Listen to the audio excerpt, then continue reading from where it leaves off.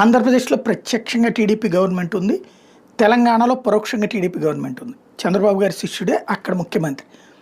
ఈ ఇద్దరికీ కూడా వాస్తవంగా భారతీయ జనతా పార్టీని ఇరకాటంలో పెట్టి తమ పని చేయించుకోవాలని ఉంది.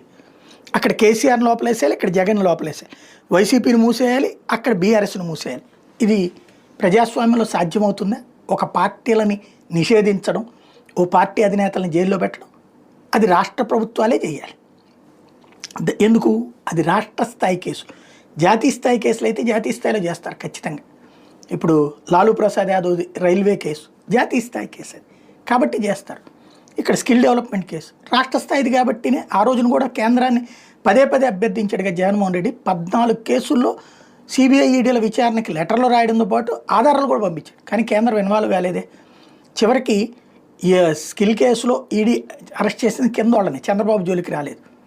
అంటే అక్కడ